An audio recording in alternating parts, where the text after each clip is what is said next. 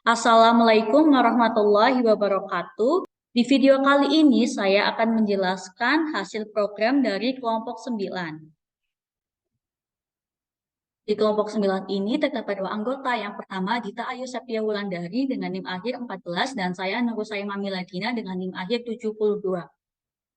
Di kesempatan kali ini saya akan menjelaskan tentang flowchart. Flowchart adalah istilah lain dari diagram alur, di mana diagram tersebut berisikan langkah atau proses untuk mengoperasikan sebuah program. Pada umumnya, langkah-langkah atau proses yang terjadi akan dituliskan dalam diagram alur dengan garis atau anak panah sebagai penghubung dari tiap langkahnya. Langsung saja ke flowchart yang telah kami buat. Yang pertama, yaitu terdapat simbol seperti oval, yaitu terminal. Pada terminal ini menunjukkan awal suatu program. Dilanjutkan dengan garis anak panah. Lalu terdapat segi 4, yaitu yang mendeklarasikan suatu proses. Di sini terdapat string array yang ada 5 program. Lalu dilanjutkan dengan segi 4 pula, integer array, jumlah beli, bayar, jumlah, harga, dan subtotal. Lalu string nama barang, string nama barang, lalu integer pilihan. Terdapat output program pasir. Lalu terdapat lagi output program menghitung dan pilihan output. Pada pilihan output ini kita menginput pilihan program yang telah kita buat. Lalu terdapat simbol segi 6, yaitu simbol yang menyediakan tempat penyimpanan suatu pengolahan untuk memberikan harga awal. Segi 6 di sini mendeklarasikan for. I dimulai dari 0 sampai 4. Lalu dilanjut dengan output pilihan program dan kita menginput pilihan tersebut. Lalu ada pilihan 1. Pilihan 1 itu mengoutput jumlah beli. Lalu kita memasukkannya. Setelah itu terdapat lagi simbol segi 6 ini. Lalu dilanjut dengan output masukkan barang ke. Masukkan barang ke ini sudah ada dalam pilihan 1. Jadi kita tidak perlu memasukkannya. Jadi otomatis ini pilihan 1, jadi otomatis dalam sini masukkan barang ke 1. Lalu terdapat output nama barang, kita menginput nama barang tersebut. Lalu terdapat output jumlah barang, lalu kita mengoutput jumlah barang tersebut. Lalu kita mengoutput harga barang, setelah itu kita menginput harganya. Selanjutnya terdapat segi 4 yang jelas mendeklarasikan suatu proses. Di sini berisikan subtotal, yaitu jumlah dikali harganya. Nah, itu terdapat total. Total ini berisi subtotal dari pilihan 1 dan pilihan selanjutnya. Pada pilihan 2, pilihan 3, pilihan 4, dan pilihan 5, deklarasinya sama seperti pilihan pertama. Setelah kita menginput pilihan 1 sampai pilihan 5, dilanjutkan dengan output jumlah bayar. Pada output jumlah bayar ini, kita memasukkan bayar atau memasukkan uang yang kita bayarkan. Setelah itu, terdapat output kembalian. Kembalian itu dari input jumlah yang kita bayar dikurangi dengan jumlah harga tersebut. Setelah itu selesai.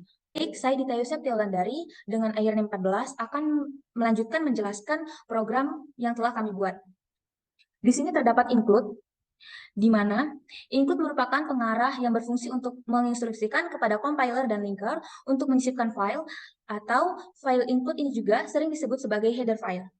Di sini terdapat using namespace std, berarti gunakan semua yang ada dalam namespace std atau standar seperti syn, cout, atau ndl. Di sini terdapat int pilihan. Int sendiri adalah tipe data dan pilihan adalah variabelnya.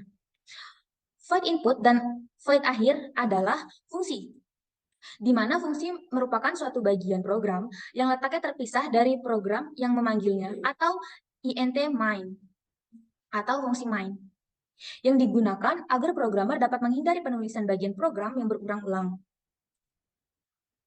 Di sini terdapat string program yang berisi 5, ini adalah array. Ini disebut dengan array. Dan int array ini sama dengan int pilihan, yaitu int merupakan tipe data dan array merupakan variabelnya. Tetapi di sini array sudah memiliki angka yaitu 5.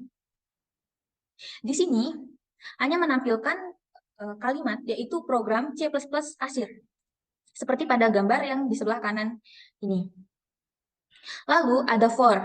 For di sini adalah sebuah looping yang berhubungan dengan input ini. Input ini adalah yang memanggil fungsi void input. Di sini ada if pilihan 1, if pilihan 2, sampai dengan if pilihan 5. If ini merupakan perulangan, di mana jika pilihan 1 tidak terpenuhi, maka akan ke pilihan 2, dan seterusnya sampai dengan pilihan 5. Jika salah satu dari pilihan 1 atau if else tersebut sudah terpenuhi, maka akan dilanjutkan ke program selanjutnya, yaitu di struk belanja minimarket ABC. Belanja minimarket ABC tersebut akan menampilkan data-data yang telah kita input, kecuali subtotal. Misalnya, nama barang, jumlah, dan harga. Subtotal sendiri adalah mengalihkan jumlah dengan harga tersebut. Dan di bawahnya ada jumlah bayar, di mana total dari semua subtotal ini dijumlahkan. Dan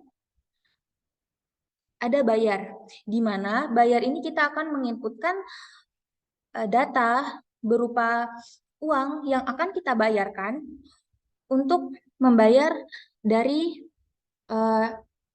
yang telah kita belanjakan, yaitu misalnya saja kita menginputkan uang 20.000. Setelah kita inputkan uang 20.000 tersebut, maka akan dilanjutkan ke kembali. Nah, di sini terdapat perintah bayar dikurangi dengan total. Maka secara otomatis akan mengurangi bayar dikurangi dengan jumlah bayar. Sekian penjelasan dari saya, kurang lebihnya saya mohon maaf. Assalamualaikum warahmatullahi wabarakatuh.